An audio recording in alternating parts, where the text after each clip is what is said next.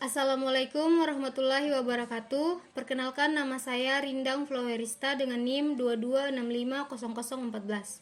Pada video kali ini saya akan mereview materi dan tugas 1 dari Cybercrime dan Cyberlaw. Langsung saja, pengenalan cybercrime. Yang pertama itu ada ruang cyber atau cyberspace, yang kedua kejahatan cyber atau cybercrime, dan yang ketiga hukum cyber atau cyberlaw. Cyberspace, dunia maya. Cyberspace adalah istilah yang digunakan untuk merujuk kepada ruang virtual di mana aktivitas komunikasi dan pertukaran informasi terjadi melalui jaringan komputer, terutama internet. Ini adalah lingkungan digital di mana orang-orang dapat berinteraksi, berbagi data, menjalankan bisnis, dan melakukan berbagai aktivitas online. Definisi cyberspace menurut Kamus Cambridge Advanced Learners Dictionary adalah internet dianggap sebagai area imajiner tanpa batas di mana Anda dapat bertemu orang dan menemukan informasi tentang subjek apapun. Cyberspace mencakup website, platform media sosial, email, dan semua jenis layanan online yang memungkinkan interaksi dan komunikasi melalui teknologi komputer. Ini adalah konsep penting dalam era digital yang memengaruhi banyak aspek kehidupan kita saat ini. Cyberspace. Berikut adalah sejarah awal mulanya cyberspace. Di awal 1960-an dan 1970-an, awal mula dunia maya dimulai pada era ini. Pada tahun 1960-an, Departemen Pertahanan Amerika Serikat mengembangkan ARPANET, yang merupakan pendahulu internet modern. ARPANET dibangun untuk keperluan militer dan penelitian ilmiah. Pada awal 1970-an, ARPANET mulai menghubungkan berbagai universitas dan institusi penelitian. Yang kedua, 1980-an. Dekade ini menyaksikan perkembangan lebih lanjut dalam jaringan komputer, termasuk pengembangan protokol TCP/IP yang menjadi dasar internet. Pada tahun 1983, ARPANET beralih sepenuhnya ke TCP/IP. Selama periode ini, mulai muncul layanan online seperti Bulletin Board Systems atau BBS yang memungkinkan pengguna untuk berinteraksi secara elektronik. Kemudian di tahun 1990-an, ini adalah era di mana World Wide Web atau WWW ditemukan oleh Tim Berners-Lee pada tahun 1989 dan mulai diperkenalkan kepada publik. Penggunaan WWW secara massal mengubah cara orang mengakses informasi dan berkomunikasi secara online. Di tahun 1993, browser web grafik Mosaic diluncurkan, memungkinkan pengguna untuk dengan mudah menjelajahi web. Kemudian di tahun 2000-an, selama dekade ini, internet menjadi lebih mudah diakses dengan cepat, dan semakin banyak perusahaan besar seperti Google, Amazon, dan Facebook mulai muncul. Situs web sosial seperti Friendster, MySpace, dan Facebook juga muncul sehingga mengubah cara orang berinteraksi secara online dan berbagi informasi. Di tahun 2010-an, penyebaran perangkat seluler dan smartphone mengubah cara orang mengakses internet, menjadikannya lebih terjangkau dan portabel. Aplikasi seluler dan media sosial semakin mendominasi aktivitas online, sementara internet mulai digunakan dalam berbagai aspek kehidupan sehari-hari, termasuk pekerjaan, pendidikan, dan hiburan. Kemudian di tahun 2022-an, pandemi COVID-19 mempercepat transformasi digital di seluruh dunia. Dengan lebih banyak pekerjaan, pendidikan, dan interaksi sosial yang beralih ke lingkungan online.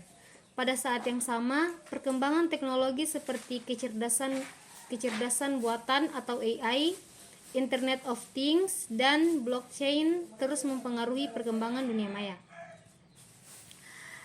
Istilah cyberspace pertama kali digunakan untuk menjelaskan dunia maya yang terhubung langsung ke internet oleh John Perry Barlow pada tahun 1990. John Perry Barlow adalah seorang penulis, aktivis, dan salah satu pendiri Electronic Frontier Foundation, sebuah organisasi yang memperjuangkan hak-hak pengguna dan kebebasan di dunia maya. John Perry Barlow mendeklarasikan A Declaration of the Independence of Cyberspace.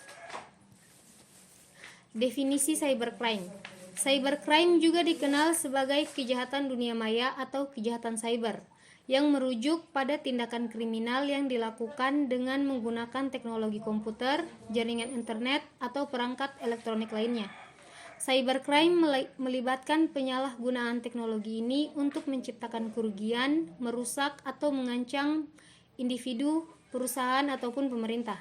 Ini adalah bentuk kejahatan yang berkembang seiring dengan kemajuan teknologi dan internet. Kongres PBB yang dikutip oleh Barda Nawawi Arif yang membahas tentang pencegahan kejahatan dan perlakuan terhadap pelaku kejahatan di Havana, Kuba pada tahun 1990 dan di Wina, Austria pada tahun 2000, mengidentifikasi dua istilah yang terkait dengan pengertian kejahatan cyber, yaitu kejahatan cyber atau cybercrime dan kejahatan terkait komputer atau computer related crime. Karakteristik khusus dari kejahatan cyber dapat mencakup berbagai hal. Berikut adalah 5 karakteristik penting yang dapat menjadi ciri khas dari kejahatan cyber. Yang pertama itu ruang lingkup kejahatan, sifat kejahatan, pelaku kejahatan, modus kejahatan, dan jenis kerugian yang ditimbulkan. Karakteristik ini menunjukkan kompleksitas dan dinamika dari kejahatan cyber yang memerlukan perhatian khusus dalam upaya pencegahan, deteksi, dan penegakan hukum yang efektif. Jenis-jenis kejahatan cyber. Yang pertama itu adalah pencurian identitas atau identity thief. Contohnya seseorang mencuri informasi pribadi seseorang seperti nomor kartu kredit atau informasi akun bank untuk melakukan transaksi ilegal atas nama korban. Yang kedua itu ada phishing. Contohnya itu pelaku mengirimkan email atau pesan palsu yang mengecoh korban untuk membagikan informasi pribadi seperti kata sandi atau nomor kartu kredit. Yang ketiga itu ada malware, perangkat lunak berbahaya. Contohnya seperti virus komputer yang menginfeksi komputer korban dan mencuri data pribadi atau merusak sistem. Yang keempat itu ada ransomware. Contohnya perangkat lunak yang mengenkripsi data korban dan meminta tebusan untuk mendekripsi data tersebut. Kemudian yang kelima itu ada peretasan atau hacking. Contohnya pelaku meretas situs web atau jaringan perusahaan untuk mencuri data dan merusak sistem. Lanjut, serangan di DDoS, kemudian pencurian kekayaan intelektual, pemalsuan, pornografi anak, cyberbullying, penyebaran informasi palsu, peretasan email, pengintaian, penggelapan atau cyber extortion, kejahatan keuangan online, kemudian pelanggaran privasi atau privacy invasion.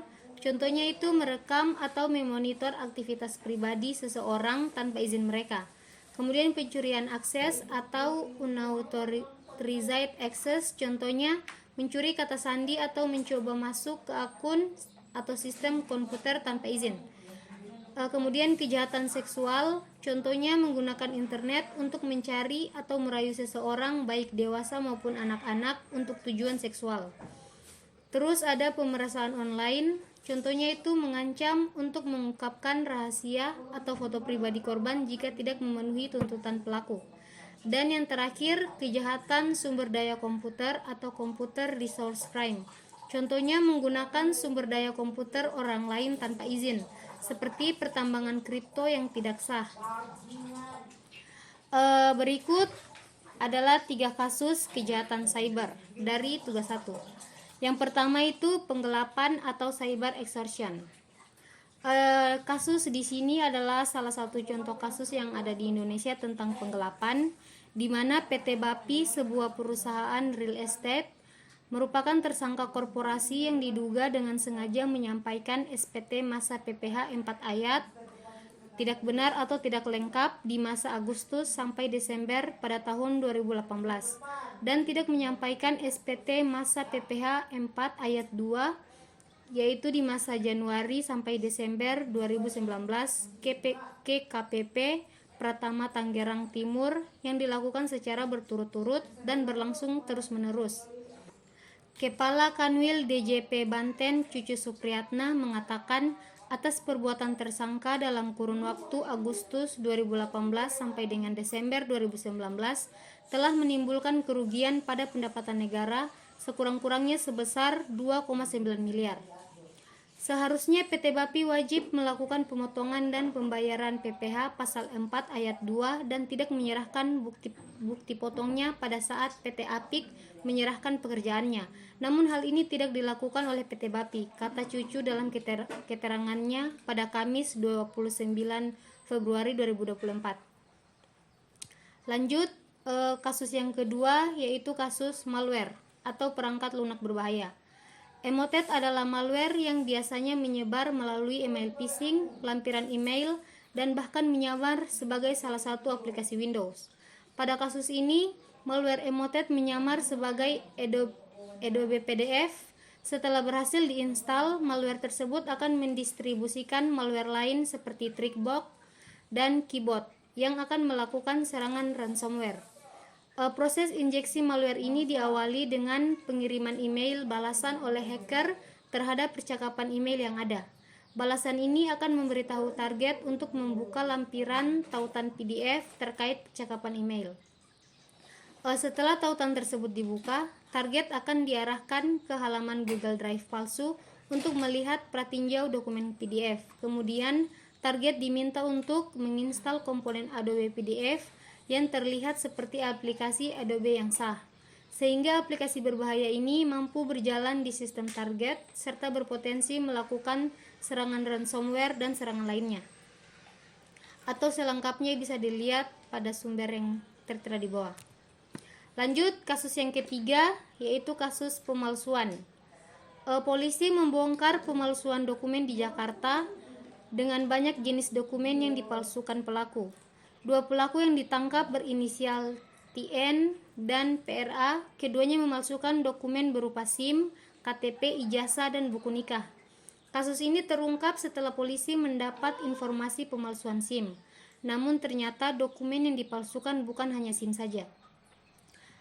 Anggota Reskrim Polsek Metro Setiabudi yang dipimpin oleh Kanit Reskrim Polsek Metro Setiabudi AKP Eko Hanindito mengamankan pelaku bernama TN dan PRA, kata Kapolsek Setiabudi Kompol Firman di kantornya di Jalan Taman Setiabudi, Jakarta, Selasa pada tanggal 28 2024. Dalam kasus ini, polisi menyita barang bukti berupa 13 lembar SIM palsu, 4 lembar KTP palsu, sepasang buku nikah palsu, 5 lembar ijazah palsu, 1 unit perangkat komputer, 1 unit charger printer, 1 unit modem, 150 lembar thermal ID card, 100 lembar plastik anti gores, dan 2 unit handphone.